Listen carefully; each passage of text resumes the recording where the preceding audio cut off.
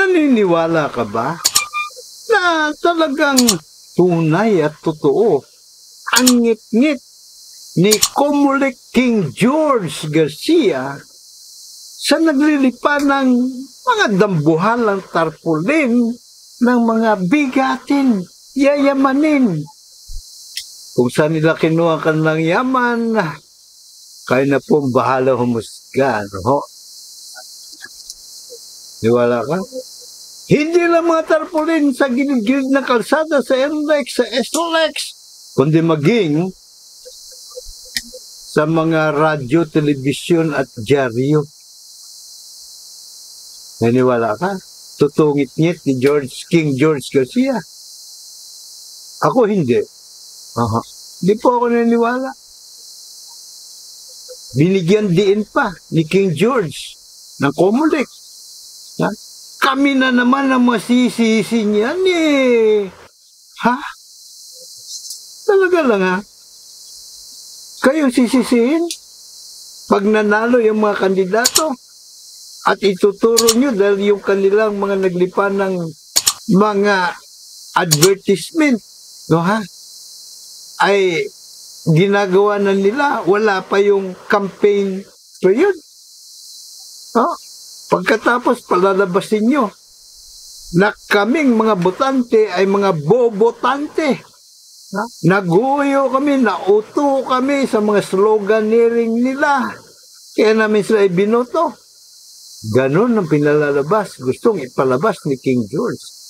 Pang-uulot, pang-uuto, pang-guguyo. No, ha? Kaya pag nanalo, ito mga kandidatong pinapaboran nila, mga paborito nila, abay, di na-justify na nila ngayon pa lang. Walang focus-picos, walang electronic dagdag bawas. Sadya lang magugulang ang mga kandidato, wala pang campaign period, nangangampanya na, at sadya lang mga bobo, tante kayo. Ayun ang gusto niya palabasin. May tama ba ako o si King George ang malaking tama? Hey, good morning mga kapwa ako soberanong mga mamamayang Pilipino. Lalo't higit siyempre ang aking mga kahanay sa 99.9% mga itsapwerang Pilipino. Siyempre, bago ang lahat, mga luma ay dapat na nating palitan! Palitan!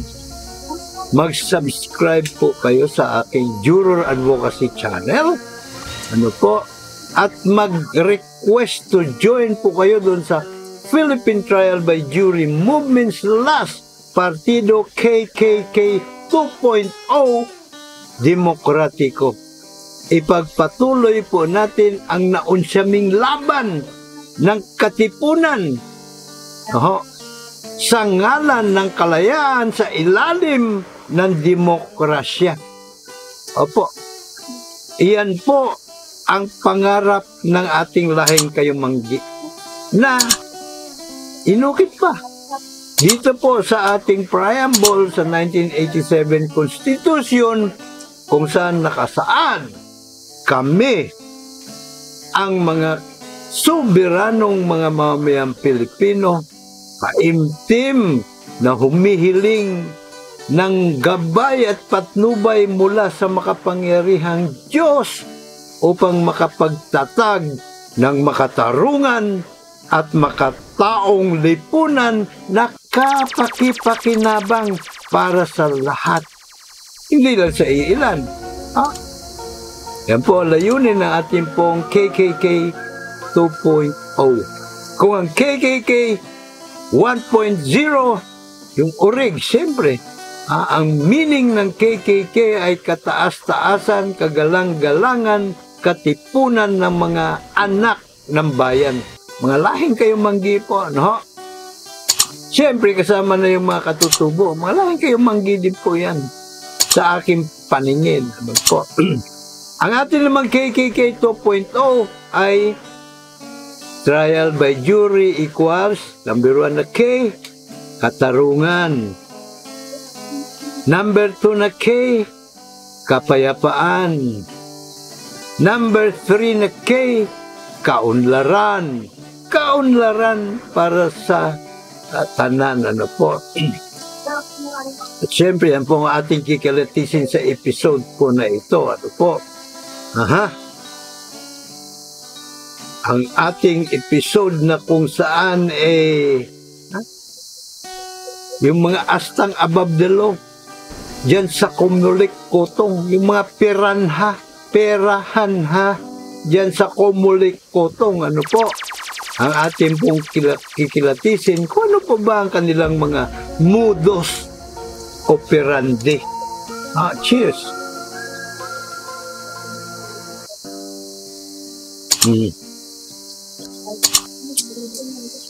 Alam niyo po, kanina ko pa sinasabi, pero ulitin ko, brainwashing lamang po itong ginagawa ni King George. Ano po? Para lang bigyan diin.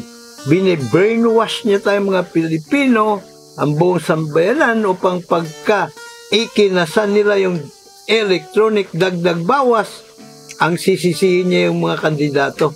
Saan na naglalakihan nilang billboard, walang humpay nilang maagang pangangampanya. Is there such a thing as early campaigning? At yan ba ay magandang polisiya ng ating bayan? No ha? Alam nyo, para sa akin, hindi. Sapagkat para sa akin, ang the best na polisiya, anytime. Halimbawa, gusto mo tumakbo sa halalang 30-31, ngayon pa lang, magdeklara ka na. Magdeklara ka ng mga panya ka na. Ipaalam mo na sa sanlibutan, di ba? Sambayan, sanlibutan, na gusto kong tumakbo sa halalan 30-31. Bakit ko gusto tumakbo? Kasi nakikita ko yung mga problema sa ating bansa. Numero 1, korupsyon. Numero 2, korupsyon. Numero 3, korupsyon. At yung korupsyon ay nanganganak. Nanganganak yan ng human rights violations. No ha? Land grabbing, drug trafficking, at lahat na ng king, waiting pa pala, no ha? At lahat na ng mga kasamaan sa bansa. So nakikita ko yan. Now, kung nakikita ko ang problema, nakikita ko rin yung solusyon. Ano yung solusyon na gusto kong ihain sa sambayan ng Pilipino sa pamagitan ng panukalang batas? Ganito, ganon. No ha? Bahala kayo kung sino sa inyong may balak tumakbo, bahala kayo magpaliwanag. Dapat yun ay paliwanag, hindi yung puro sloganeering. No? Ano yung mga sloganeering nila? Samahan niyo ako sa Senado. Hindi ko kayo iiwanan. Walang iwanan. Hindi ko kayo tatantanan. Sinasirang Mike Enriquez naman yun. Excuse me po. Diba? Hindi ganon. Walang ganyanan. Dapat kwentas klaras. Ilapag mo yung problema na nakita mo, ilapag mo yung solusyon na para sa iyong sentido komon ay kapakipakinabang para sa halos lahat ng mga mamayan at hindi lamang sa ilan. Halos lahat ha. Kung hindi man para sa lahat ng mga mamayan, halos lahat dapat ay makinabang. So, insulto din po yun. Insulto din po yung mga ginagawa ni King George, sa mga botante, insulto sa ating intelihente. Hindi naman ganun kabobo ang mga Pilipino, hindi naman ganun ka uto-uto. Diba? Hindi naman ganun nagpapaguyo at hindi rin, siyempre, madadala sa konting barya at sa mga momo at buto-buto. Hindi ganun na Pilipino, huwag mo masyado ini-insulto. Ayun nga lang pagdeklara mo, George, ng nuisance candidacy, insulto na yun sa sambayan ng Pilipino sa mga botante. Sapagkat Sila lang may ganong karapatan eh. Na ideklara nuisance ang isang kandidato na sa tingin nila ay panggulo lang sa gobyerno. Paano na idideklara? Hindi nila iboboto. At yung karapatan na yan, no, ng sambayanan ng mga botante, sila sagkaan mo, George eh. Kinakamkam mo eh. Diba? Binababoy mo ang aming sagradong karapatan to suffrage. Kami mamimili na kandidato kung sinong po pwede luklok sa gobyerno. Hindi ikaw, George. Wala kang ni katiting na karapatan, George. King George Ungas Garcia. Aha. At siyempre kasama na yung mga peranha dyan sa Comelec. Kotong! Ito pa. Alam nyo mga kapwa ako at sa pera. Sa pera sa 117. Dineklara nuisance at 99.9% sa mga soberanong Pilipino. Meron pong utos ang batas, yung Omnibus Election Code of 1985 sa Comelec. Ano po yung utos na yun? Bigyan ang kandidato ng libreng espasyo sa mga pahayagan. No, para may pakilala nila kanilang sarili. O kung hindi man, Comelec nang gumawa, ipakilala si ganito, gano'n. At yun ay kanyang i-impose sa mga nagmimiyari ng mga pahayagan, mga producer, publisher, ano po. And then, bigyan din ng libreng airtime sa mga radyo, telebisyon. Para kahit pahapiaw lang, yung basic lang, maipakilala yung mga kandidato. Obligasyon din ng Comelec, Kotong, na maglabas ng mga bulletin, magazine, no ha? Para maipakilala ang mga kandidato dapat sa kanya-kanyang mga lugar. Lalo na ngayon, may social media na. Libre halos yung paggamit sa Facebook. Paano ba na ipag-utos nila sa lahat ng kanilang mga distrito, sa lahat ng mga election supervisors nila, sa mga munisipalidad, syudad, na maggawa ng Facebook group para may pakilala ang mga kandidato sa kanilang mga lugar. Halimbawa, at may pang-national, siyempre, para may ipakilala yung mga national candidates. Katulad na limbawa, sasabihin nila, doon sa, siyempre may mga researchers din sila dapat. Kasi sila naman may sabi nun eh. Ay, re-research namin yung mga account ninyo, social media, at ilalagay namin sa aming website. Sige nga, King George, put your money where your mouth is. At ilagay mo doon na itong kandidato para senadora si Amy Marcos, ay mayroong nakabinbin, nakatenggang kasong korupsyon sa ombudsman.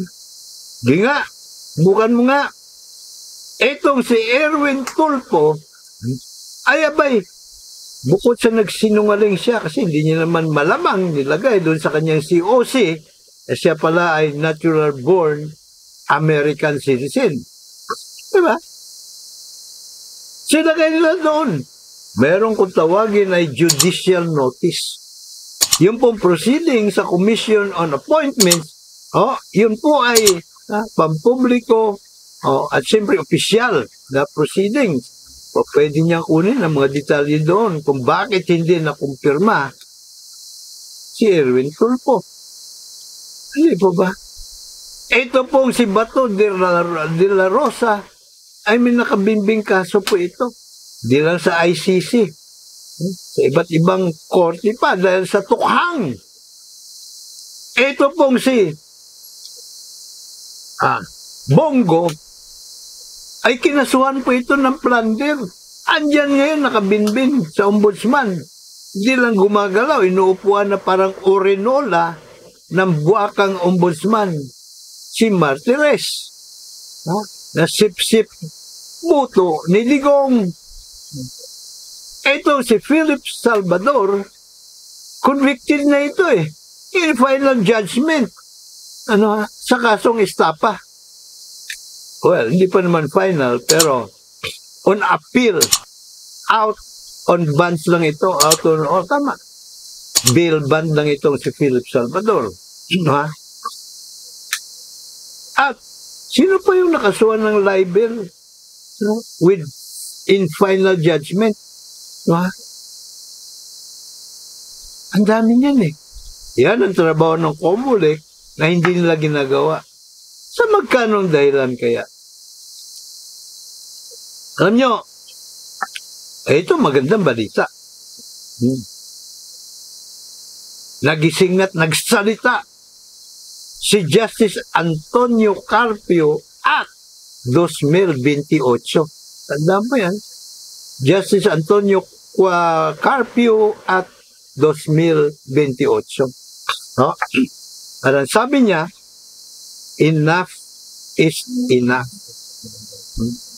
Kung hindi tayo maninindigan, tayong mga mamayan, sa gitna ng mga kaungasan pinagagawa ng ilan, ng mga nakaluklok sa gobyerno, abay mga kasabwat tayo. Diba? Bawiin natin ang bayan sa kamay ng mga traidor at mga kawatan. At ang panahon ng paglaban, ngayon na. The time to fight is now. Pati mga kasama niya dati na mga maestrado ay kanya din pinuna. Dahil sa kanilang pananahimik sa gitna ng mga naglalakihang issue. Kaso, yung mga transcendental importance na alam nyo, hindi kailangan mag-antay pa na may maghain ng o sino mang mga taxpayer dyan sa Korte Suprema eh. May karapatan din man sila ng moto proprio. Magsalita na sila. Katulad ng ginagawa ng COMELEC ngayon, pinaiikutan na naman ang mga election laws. Dapat nagsalita na kaagad ng Korte Suprema sapagkat nakikita naman nila may mga balikan natin uli yung judicial notice, o anong ginagawa ng COMELEC na opisyal, judicial notice na yun eh. Pwede na talagang gamitin yun ng Korte Suprema laban sa COMELEC. Pero may mga nagsasabi, teka muna, takot din ng gumalaw ang Korte Suprema, lalo na kung COMELEC ang kanilang kukontrahin, sapagkat maraming kaalyado yung mga COMELEC, marami sila iniluklok sa pwesto eh. At yung mga iniluklok na sa pwesto ay may kakayahan na i-impeach ang mga maestrado. Ganun ba yon? Ganun kababoy, kasalaula ang ating justice system dito. Ganun na nga. Pero yan ang magandang pangitain. Kumbaga, tingin ko nga rito kay Justice Antonio Carpio ay reincarnate o incarnate siya ni Gato C. Rizal. Nabubuhay sa kanyang katauhan si Gato C. Rizal kung saan ang mga social injustices ay kanyang ipinaglaban. Binulgar niya sa 2 libro niya, sa Noli at El Filibusterismo, ang mga kaunsang ginagawa ng namamahalang mga dayuhang naghahari-harian sa ating bayan na mga Kastila. At siyempre, pinick up ni Gat Andres Bonifacio and the rest is history.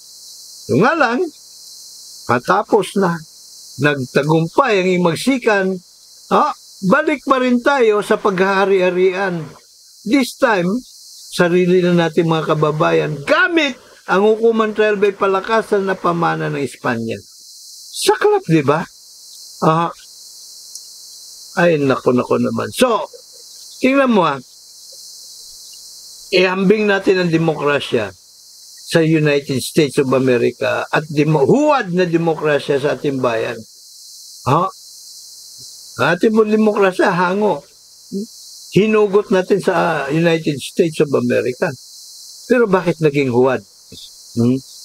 Bakit ginawa? Nagawa nilang huwad eh. Diba? Si Donald Trump, convicted na siya ng trial jury sa Manhattan, New York. 34 counts of felony. Oh. Ganun pa man, hindi po siya idineklara nuisance ng Commission on Election sa Amerika. Oh. Bakit o kam? Bakit kanyo? Demokrasya eh. Hayaan ninyo na yung mga mamayan na humusga. At humusga nga ang mga mamayan, nanalo siya sa halalan. No? Pero hindi nagtapos doon. Ang kwento ng kanyang kaungasan, nasentensyahan pa rin siya. No? Oh. Kasi magkaibang kwan yun eh. Magkaibang bagay yung conviction niya na ang humusga ay yung mga trial jurors, 12. Oh. Kaiba yun. Verdict, kung tawagin. Dito naman, sentensya. Oh. Pero sa halip na sentensya siya ng 4 na taon sa kulungan, pinakawalang-wala, ang desisyon ng korte, ng husgado, ng judge, ay wala siyang penalty. Oh. Unconditional. Na-release na siya sa kulungan. Pero nandun yung record niya, na-convicted siya. Ang sentido ko mo naman, ang judge, kasi allowed sa New York, no, ang ganong klaseng parusa. No? At syempre, sinasalang-alang niya ang opisina, Office of the President of the United States. Hindi yung kung sinong nag-uopisina doon. Huh? Yung pong sacredness of the office. Yung kagalang-galang na opisina. Hindi yung kung sino nakaupo doon. Kasi kahit na ungas yung nakaupo, kagalang-galang. Kasi naman, tinama. Pwede naman sentensyahan siya ng judge pagkatapos niya bumaba sa pwesto. Remember, 4 na taon po lang siya uupo. No, kasi pinagbabawal sa saligang batas ng United States of America ang pangatlong termino. I mean, nauna na siyang termino pangalawa na itong uupo siya sa 20 o 21 ng Enero, no? So, bawal na yon. So, pagkatapos ng 4 na taon, pwede doon siya sentensyahan, doon niya isi-serve ang kanyang imprisonment. Pero hindi na minarapat ng judge yun kasi may discretion naman siya alang-sunod sa batas. Di katulad ng Comelec, kahit wala silang diskresyon, nilalabag nila yung batas. No, so, iniisip ng judge, kasi alalahanin niya pa yun paano siya makapag-perform na maayos kung meron siyang, at the back of his mind, meron siya alalahanin na pagkakulong. Diba? Siyempre, pagka ang tagumpay ng President Donald Trump, tagumpay ng buong American people. Diba? Okay, minarapat na niya. Maganda. Okay naman yung sentido ko mo.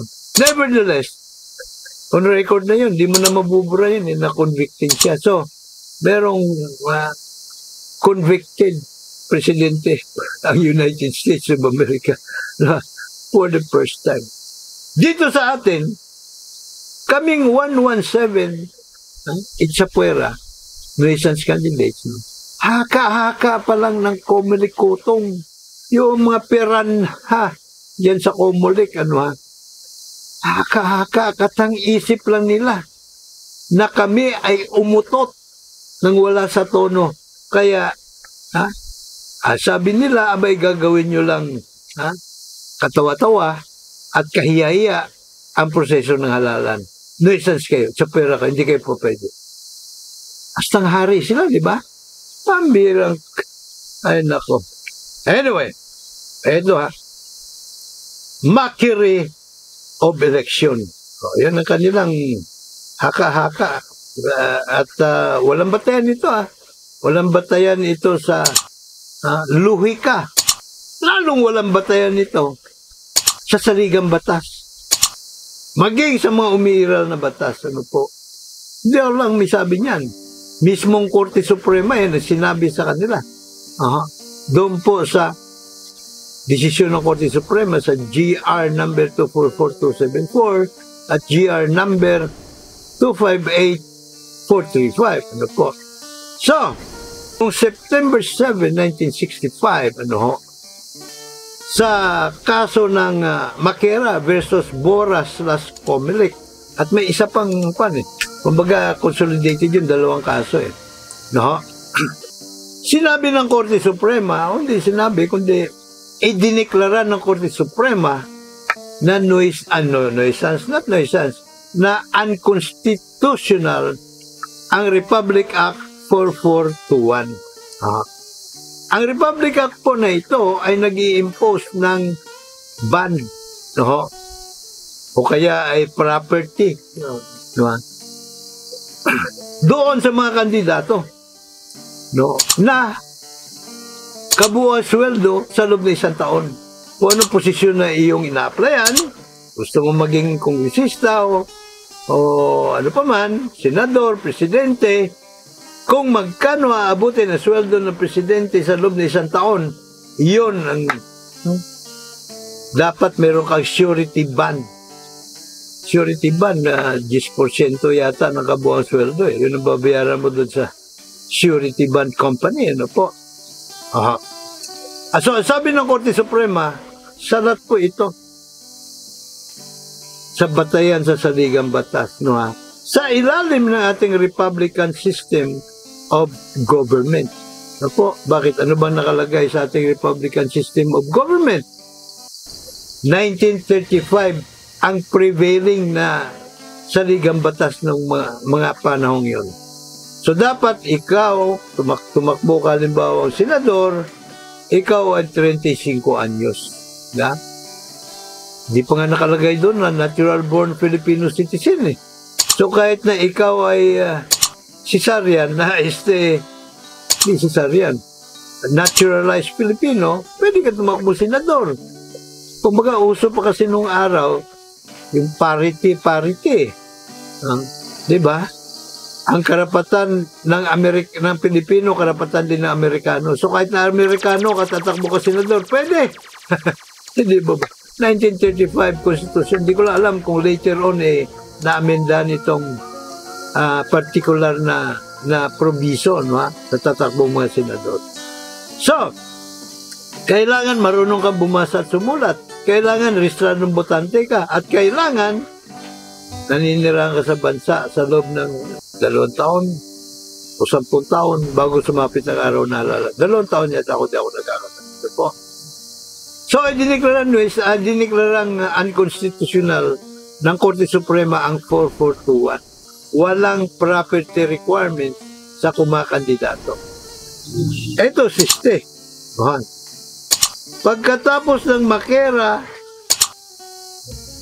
Makera versus Comelec noong 1965, noong 1985, nilimbag ang Omnibus Election Code.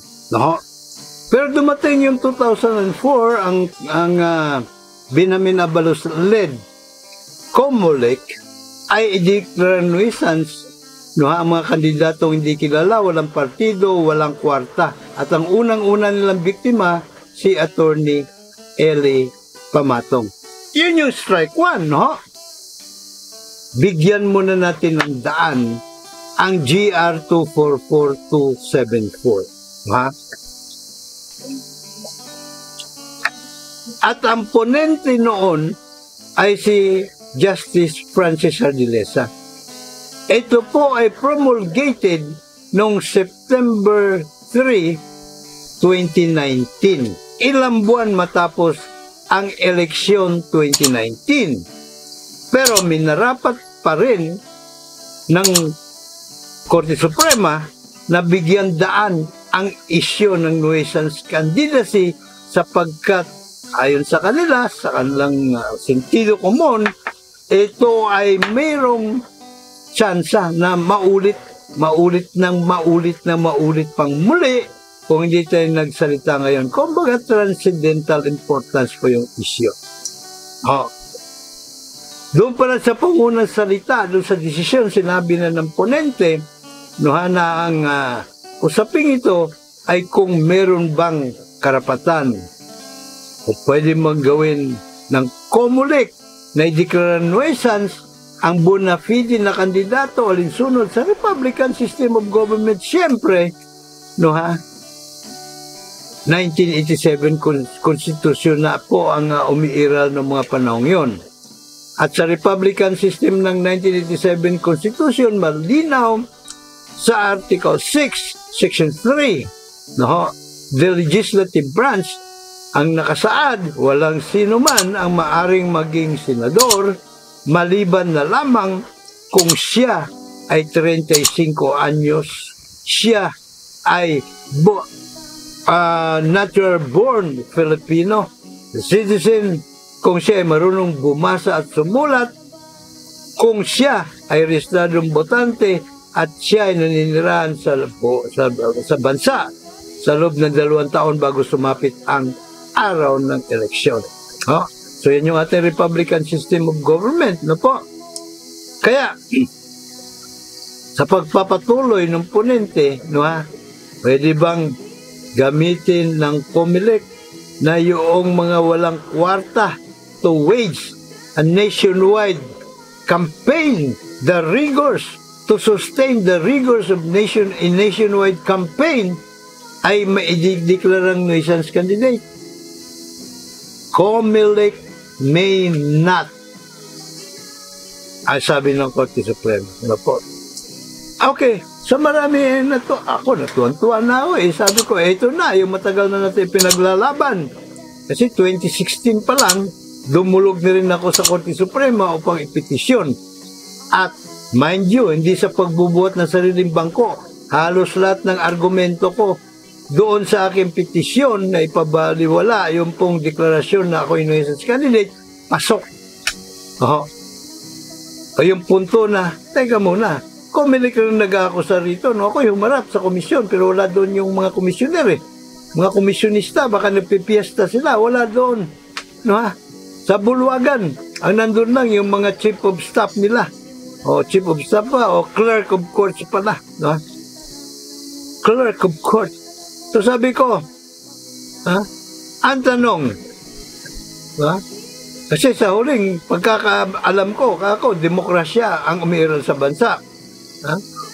Kung saan ko yung nag-aakusa, nasa kanya yung burden of proof, no ha?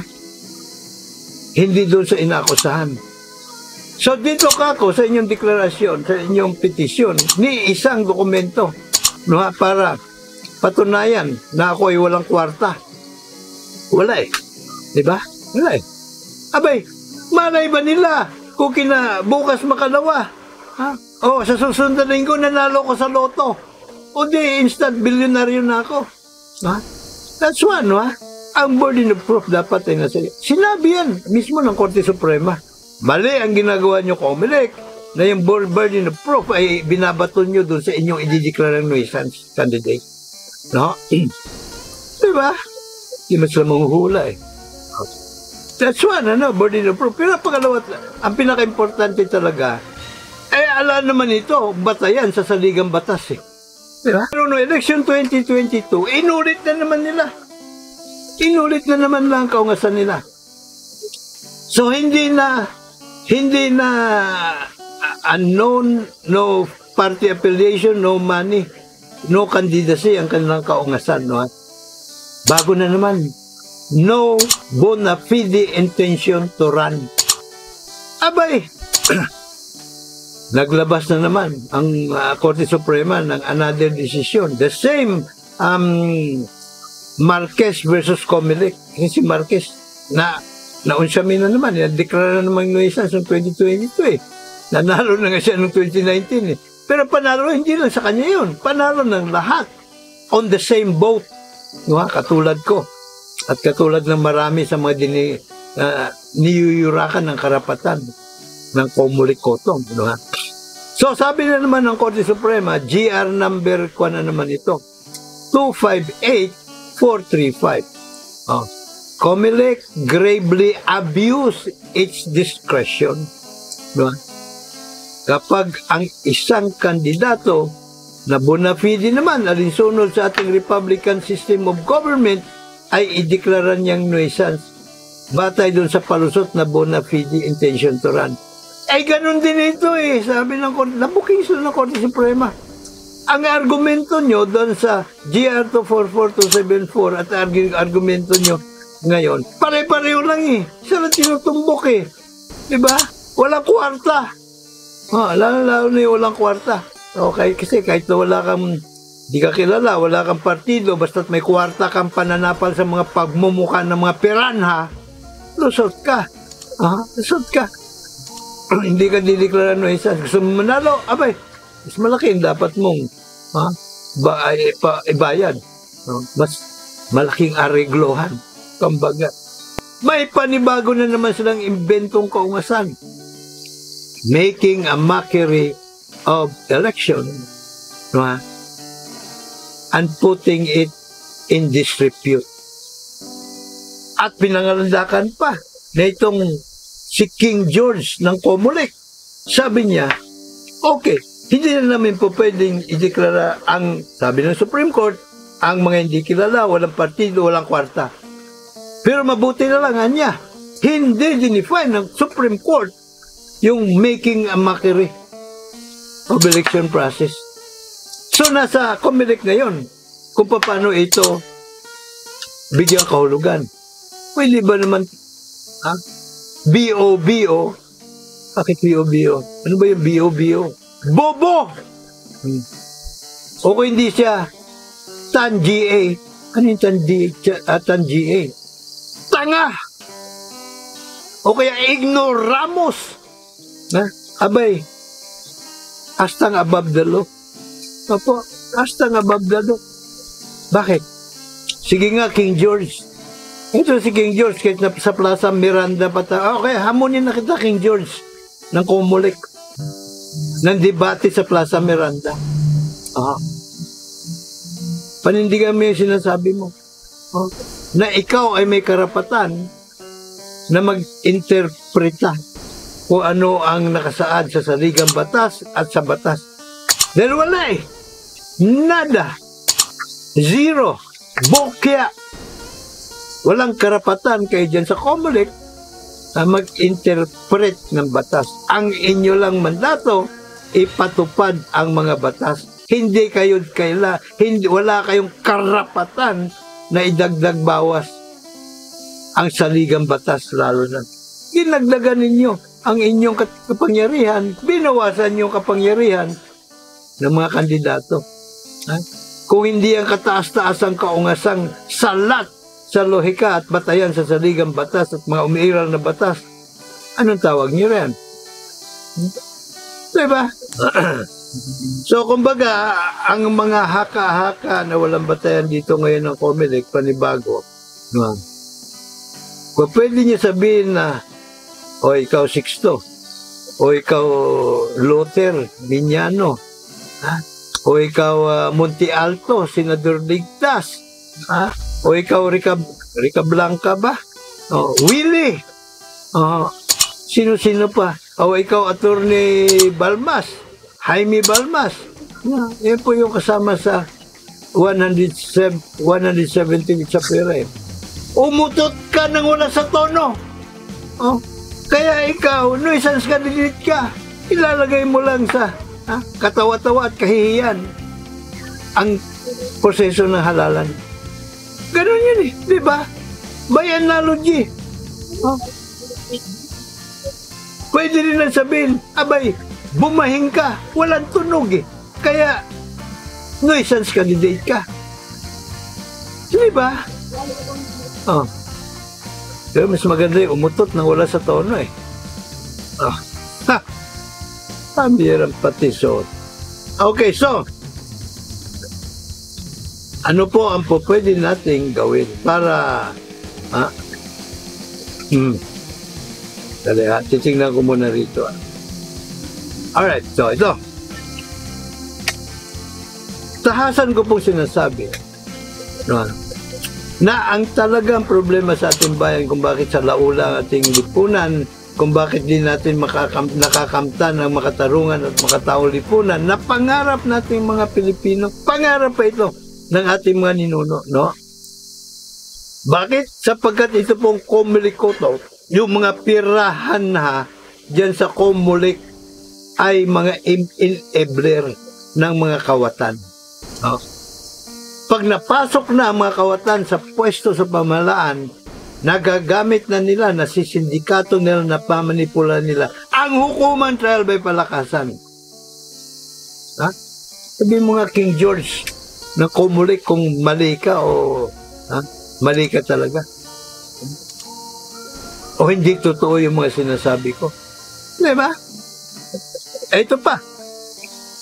Random manual audit. Bago ang halalan 2022, nakapanayam namin sa Liga ng mga Broadcaster Media Forum, si Justice Antonio Carpio. Kasama din sa mga panauhin, itong si King George na noon ay commissioner pa lang. Hindi pa siya hari. Komisyonista pa lang siya. So, nirequest siya nitong si Justice Antonio Carpio at 2028. Baka naman pwede kanya ipatupad nyo kasi sa mga nakalipas na halalan, hindi nyo ipinatutupad ang batas sa random manual audit. Diba? Baka naman ngayon ipatupad nyo na. As in, gaganapin ang random manual audit sa mismong mga presinto sa mismong araw ng halalan.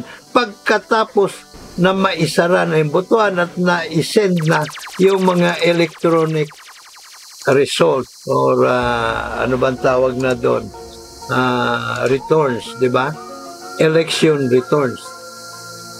So, doon na bubulat-latin ang nakatoka na balota at i-random at i-manual audit. Ayun sa batas. Sa sandali na may makikitang anomalya o dagdag bawas, lahat ng mga balota sa presintong yan will be subjected to manual audit. Doon mismo sa presinto. Hindi ilalabas. Ay sabi ni George Garcia, opo, ako po sampalataya riyan. In fact, yun din ang gusto kong mangyari. May dali niyan sa opisina ng prinsipal at kinakailangan sa opisina ng prinsipal, magsiksikan kayo doon. Doon sa covered court. Diba? Doon sa playground kung saan lahat ay pwedeng manood, tumangyod, at mag-live streaming. Para pag nakita, abay pwede nang i-citizens arrest ang mga kumulikotong. O, lalo na siyempre mga komisyonista. No? Pero kanya, gawa na ni Pirulino Gawa na ni Pirulino si Jaime Pirulino, yung miyembro ng mga Davao din. Narinig niyo ba yung Davao Mafia? Nagawa niya na kung saan ilang araw o linggo, 2 linggo yata, iipunin niyo yung mga ballot boxes na isa sa ilalim sa random manual audit, dalhin din sa Maynila, tapos doon bibilangin sa Diamond Hotel. Sosyal. Pambira, So, kontrolado nila. Lahat na, walang observer. Walang independent observer. Kasi lahat ng mga iimbitahan nilang mag-observe, papipirmahin nila ng conflict of interest, blah, blah, blah. No? Ano man ang yung nakita rito, what you see, what you hear, leave it here. Diba? See no evil, hear no evil. Mga demonyo nga sila Hindi po ba? So, sabi niya, pero, kuwan ako dyan, conforme ako dyan, Justice. Sabi ni King George, ay ngayon, may nabalitaan ba kayo na ipatutupad nila ang random manual audit alinsunod sa batas? Wala pa akong naulinigan So talagang ikakasan nila. Indikasyon pa ito na ikakasan na naman nila ang electronic dagdag bawas. So yan po dapat nating labanan. Kaya atin po tawagan ng pansin ang non-frel. Ito pong bantay balota, bantay boto, ito pong PPCRB. Ako, religious group pa naman ito. Hindi kayo dapat tagapagtakip di ba? Ng katiwalaan dyan sa Comelec. Di ba? watchdog kayo ng mga mamayan. Hindi kayo washing machine ng mga kumilikotong. Magkano ba? Pambira. At iba pang, at syempre tayo mga mamayan mismo, kailangan maging alerto tayo rito. Ang pinakamaganda, igiit natin ang ating sovereign power para tayo mismo ay mag-conduct. Kahit wala pang batas, tayong batas eh. Diba? We, the sovereign Filipino people, diba, ang may hawak ng kataas-taas ang kapangyarihan dito. Pwede natin igiit yun. Diba? Sa lahat ng presinto, magsagawa tayo ng random manual audit. Tatawagan din po natin ng pansin. Shout out, ika nga, ito pong non-friend. Yung PPCRG. PPCRG ba yun? PPCRV. Responsible voting. PPCRV.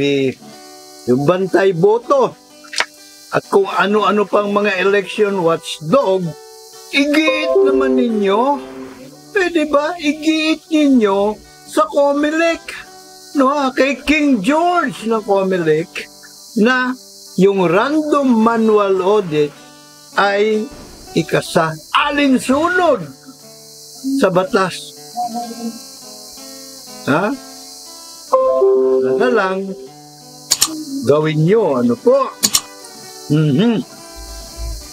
At ito pa, mahalagang punto po ito eh.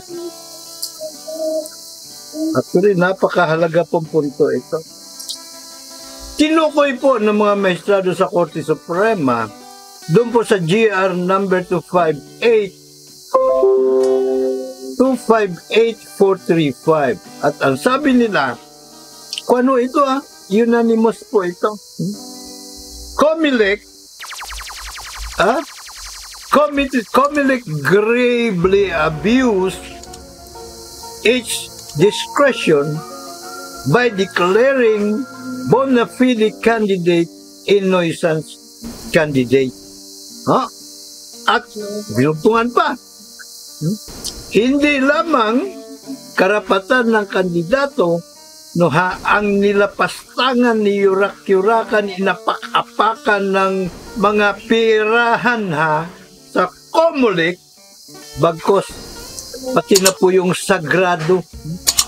sagradong karapatan ng mga electorate to suffrage. Now, ika nga ni Justice Carpio, quoting Martin Luther King, ang mga ayaw kumibo, manindigan laban sa mga ungas sa pamahalaan o kahit na sino sa lipunan ay kasabwat. Kasabwat. Kaya mga kaitsapwera, 99.9% mga kaitsapwera. Isama na rin natin, siyempre kasama na rin dyan ang Puwersa 177 Itzapuera. Kasi bago po sila naging, kaya pala sabi ko mukhang iba yung aking pampapogi. Bago pa sila kumandidato, botante muna sila, So isasabi muna natin, mga ka-Itzapuera sa 177 o 117, ang ating interest na pang personal. Ating itulak, ikasa ang interest na pangkalahatan ng mga botante na sinalaula ng mga perahan diyan sa COMELEC. The sacred right to suffrage. Tayo man na pagkaitan. Diba?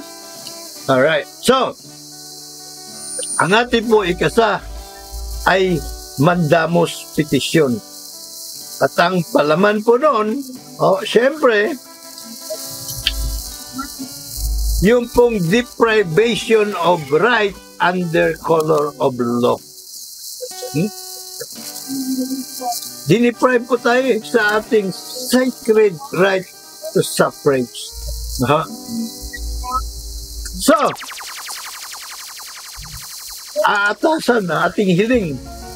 Atasan ng Korte Suprema ang mga peranha sa COMELEC, na huwag ideklara ng nuisance at hindi na pwede ideklara ng nuisance alinsunod sa saligang batas, ang mga bona fide candidate.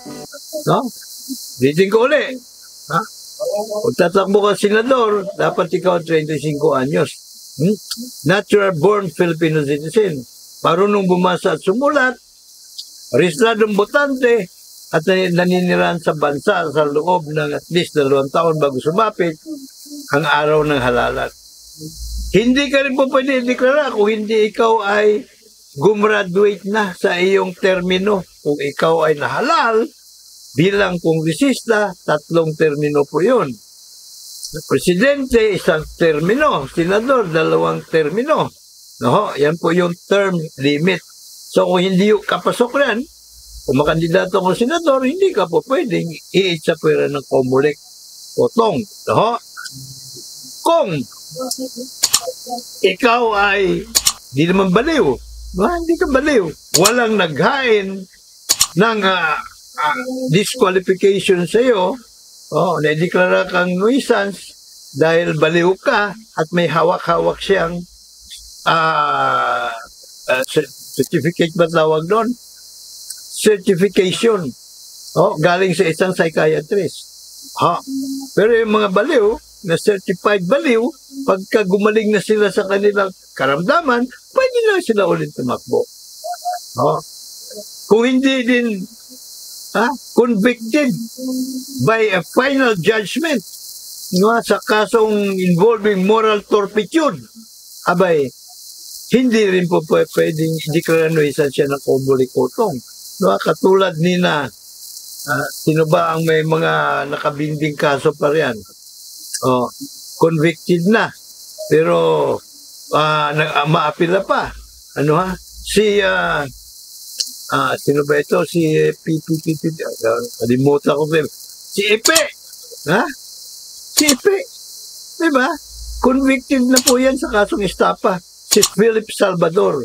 Pero, on appeal pa yung kanyang kaso. So, hindi rin siya po pwede deklarang nuisance. Bakit hindi naman siya deklarang nuisance? Malakas kay Digong . Diba? Pero, kung serve out niya na, katulad ni Robin Padilla, yung kanyang sentensya, pwede na ibalik yung kanyang civil and political rights naman. So, yun naman po ang mga hindi po pwedeng i-declare nuisance na COMELEC. Alinsunod sa saligang batas. Tingnan natin kung obra pa ang pagiging pasaway. Paulit-ulit Paulit-ulit yung COMELEC . Biro mo ilang beses na nilang violate ang ating ang right to suffrage ng mga sagradong right to suffrage ng mga botante. 8 times na po, naka-strike 8 na po sila sa paglalabag ng mga since 2004 na election. Diba? 8 times winner na po sila. Ngayon,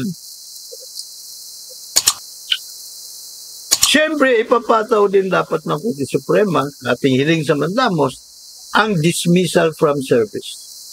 Grave abuse, diba? Of discretion. So, dismissal from service, yan, ang kakibat na parusa riyan. Bukod riyan, siyempre, atasan din ng korte na magbayad sila ng danyos perjuicious, moral and exemplary. Si Bossing Vic, ang singil niya doon kay Daryl Yap, 20 million doon po sa moral damages. At 15 million sa exemplary damages. So 35 million all in all. Pero tayo naman, hindi naman tayo huwag naman tayo masyadong malupit. Bagaman mga hayop itong ating mga inaakusahan, siyempre, huwag tayo masyadong malupit, Gawin lang natin 500,000 bawat isang botante.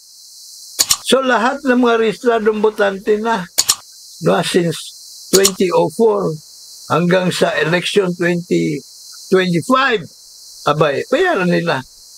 Ha? Tig, 500,000 kada isa. Kinumpute na ni Kwan yun eh. Ha? Nisin Lot eh. Loter Miñano. Abay, trilyon na abutin. Ha? So lahat na kinulimbat nila, yung mga peran, abay, kung may kinulimbat lang kulang pa. Isusuka nila, kulang pa. Ang bira pa. Ay, nakon. So, ako pa rin po inyo lagi nakandang maglingkod, Mr. Juror, Dr. Sixto Kitkilatis Lagari po lamang. Nandito po muna ang ating palatuntunan. Dapat lang! Juror tayo! May God bless us all. May God bless Philippines.